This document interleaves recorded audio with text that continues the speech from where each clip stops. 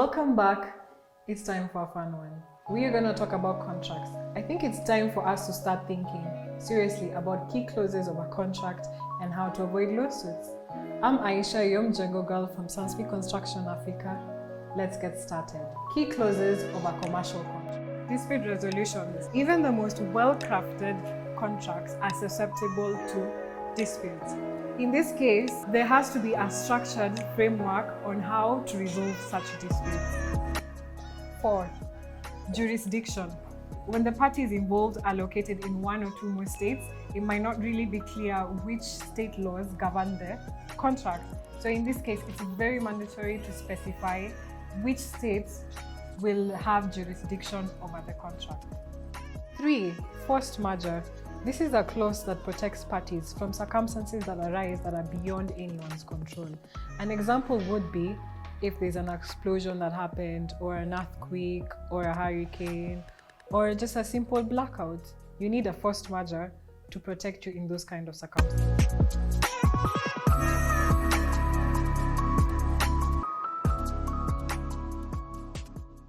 Two, termination triggers. Usually in businesses, things might not go out as planned. And in this case, both of the parties should be able to cut and run as necessary. So in this case, termination clause comes by where it needs to be clearly stated under which circumstances both parties can be able to terminate the agreement, irrespective of the time. And confidentiality. This is when there's a significant exchange of information between both of the parties, which makes it legally binding for them. There should be no exchange of information between the parties during the course of transaction.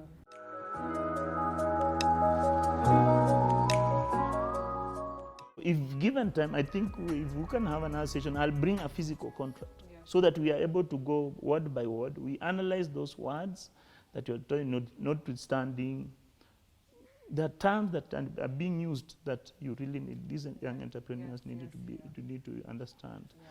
So to really avoid lawsuits, I think the basic thing is we really need to look at the contract, because the contracts are different. There are big contracts. In construction, there are big contracts, small contracts. There are contracts that you don't have to end up filing a lawsuit, because there are contracts that have terms like the contract, if there's any dispute, it has first of all go through arbitration. So if you end up in a situation whereby you find that your side of the bargain was not met, the first thing is to institute an arbitration process. An arbitration process, we have got Kenya Institute of Arbitrators, whereby you lodge your complaint. Once you lodge your complaint, they'll be able to appoint an arbitrator for you. Then both parties will be subjected to the arbitrator. So it's not necessarily that all contracts end up in a lawsuit. Yeah. I think that's very good advice that the viewers can take as well. Just to summarize, he's mentioned the loopholes. You need to also know who owns the contract. Financial obligations of a contract is that if you are a contractor, you've been given the work. That normally in most of the contracts, the terms are very specific. At what point do you initiate the contract? At what point are you supposed to be? Some contracts will mention about a down payment prior to that contract being, immediately that contract is signed. Some contracts will be, like the big ones will be, you are paid in phases. Once you are issued with a certificate, you're supposed to be paid. Some projects will include a particular percentage that will have to remain before after the contract is done. You'll have to wait for a particular period before you are paid a particular percentage, like 5% or 10% of the amount. So different contracts have different financial obligations to both parties. But most of the contracts have the appropriate terms, and that is why before you sign those contracts, you have to read those obligations for your side, so that you're able to understand what am I supposed to do at what time. Particularly, the most something else that is most problematic is the time frame. You find, like, you remember your scenario is like some circumstances will come in the middle, as in you find most contracts Probably the person who is giving you is supposed to supply some work. Yeah. Or not some work, sorry, is supposed to supply some material. Or you find that you've been given to do some interiors, and you find that apart from what you're supposed to do, there's a third party that's supposed to do something else. Let's say, for example, you're told to put tiles inside this room. Then you find that the room you are being told, one side has to be demolished first before you put in those tiles. So you put in the interiors. And then you find that the person who is supposed to do the demolition part or removing that portion delays in doing his work. So the contract should be very specific that in case of any outside influence, that time is not counting. Yeah. It should be specific. Because if it is not there, the person who is given new work will assume that during that time you are doing your work. Time was running. So if you delay, now the blame will be on your side without a proper contractual obligation. Yeah. So I guess that's a very important note that you've mentioned. Point that he's mentioned. And now in this case, let's say, okay, now we know how to avoid a lawsuit, right? We've learned a huge chunk of information about that. Yes. Now in the case that you've just ended up with that lawsuit, what do you do?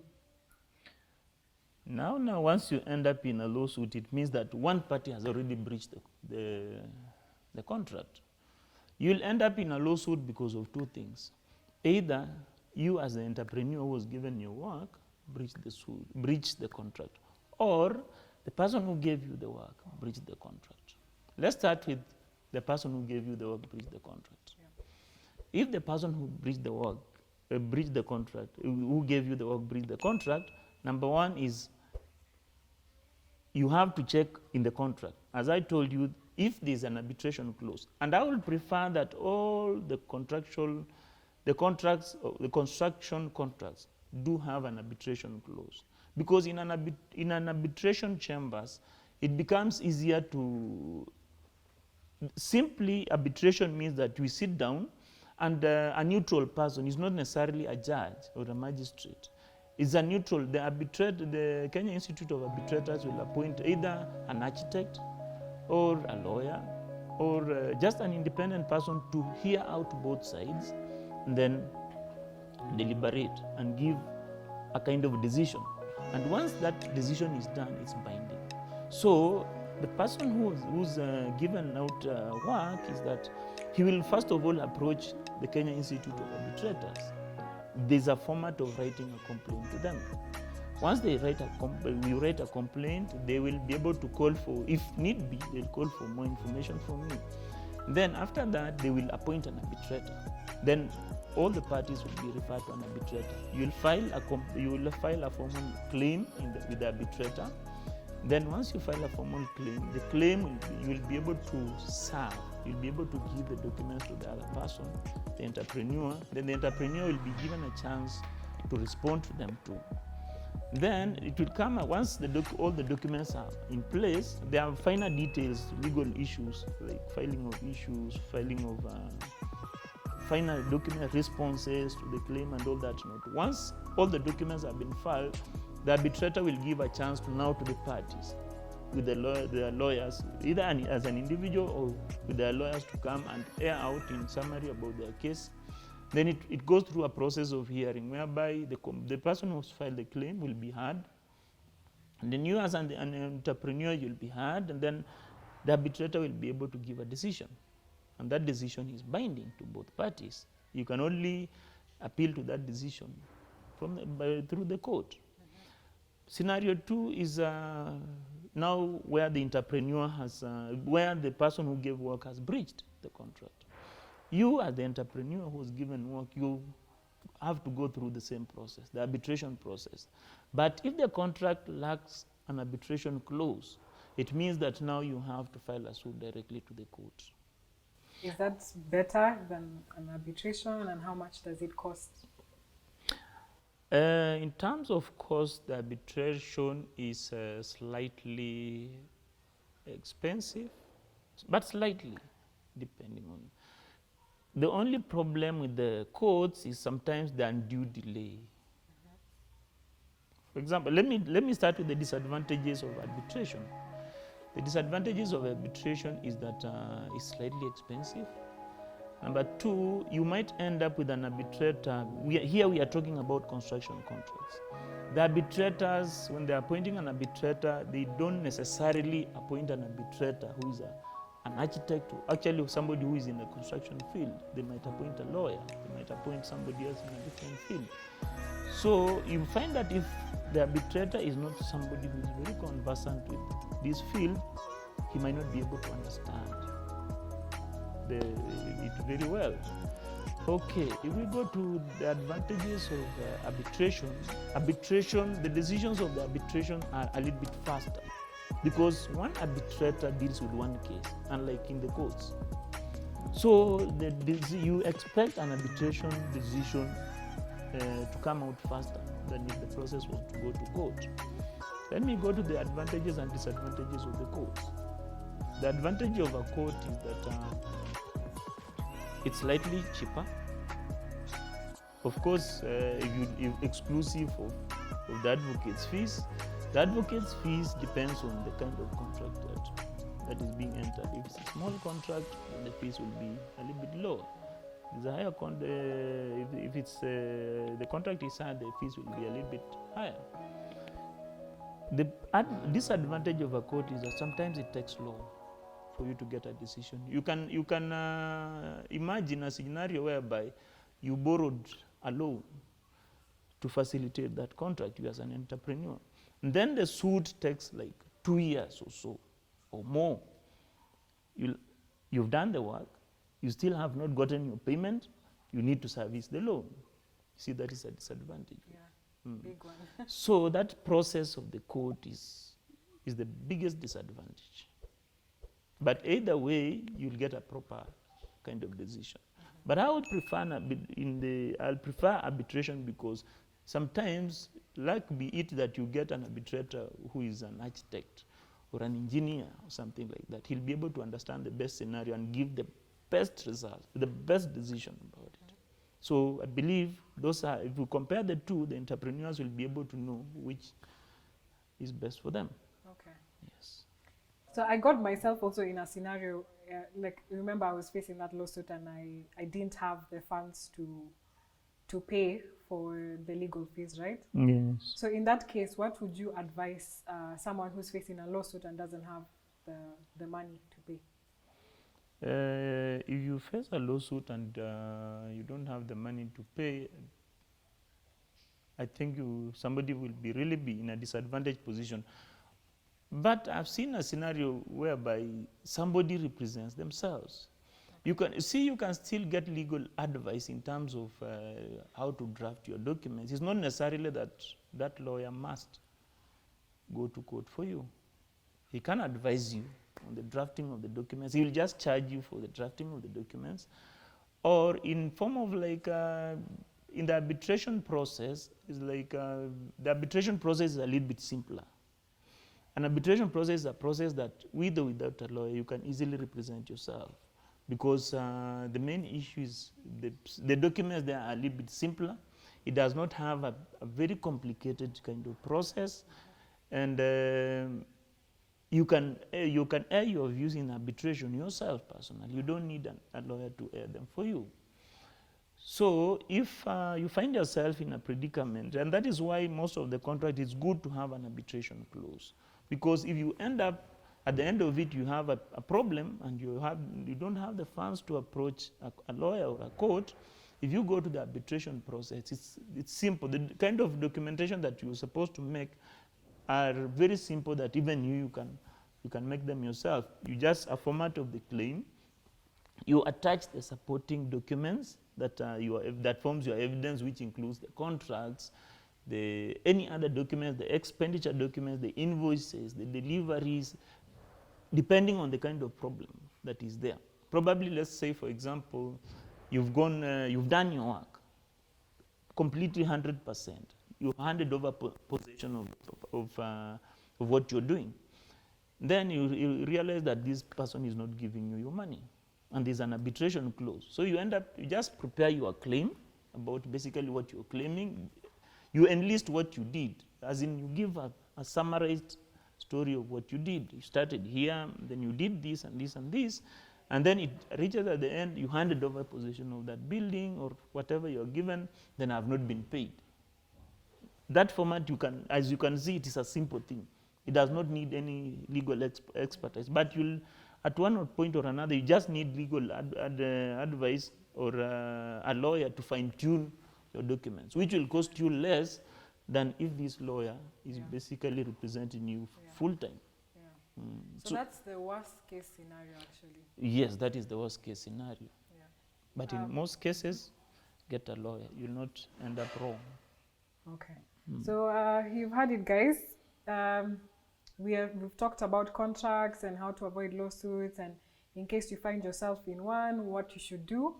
And I think this information is very useful to the young entrepreneurs who are out there and young contractors who have commercial projects, commercial businesses, and it's their first time. So this is very good information. So what I would advise, please first subscribe to the channel and then now share it with many of your friends as well, because this is information that can be really helpful to you as an individual and to you as an entrepreneur. It's been lovely having Advocate John Andati at the MJENGOBENCH. Is there anything else that probably you would want to tell the viewers? What I really wish to tell the viewers is that the entrepreneurs, in the Kenya that we have today, has got very informed entrepreneurs who really work very hard. The young people really work very hard. They have a very bright minds, but because of the small mistakes, they really do not earn from the expertise that they have. So the missing link in all these, get yourself a lawyer, not necessarily me, get yourself any lawyer who can advise you, and you'll not miss out, you'll not lose. Start with a lawyer from the word go. Before you put that pen on paper, kindly get legal advice, and you'll never go wrong. I've had the scenarios whereby I advised people who had gone wrong, but they're now doing very well. I really appreciate JENGALEO. Thank you so much. This has been very insightful. And I'm going to leave his contact details in the description below, so you'll find where to find him. WAMBOADVOCATES, you will find all his details. So in case you need advice, you can just contact him directly. So before we finish, I had wanted to announce a giveaway for our lovely guest. I'm really humbled that he was able to, spare his time. He's very busy, but he spared his time to come and join us for this chat. So I'd like to give an appreciation to Advocate John Andati and offer him a free day pass here at JENGALEO. If you've not noticed, we are at JENGALEO Co-working Space, and it's a beautiful place where you can come and have your meetings. Thank you so much. I've gone round and I've seen it's a good place to be. Thank you. I really appreciate it. So you have that. Any day, pick any day, come here and enjoy and have a fantastic time with your clients as well.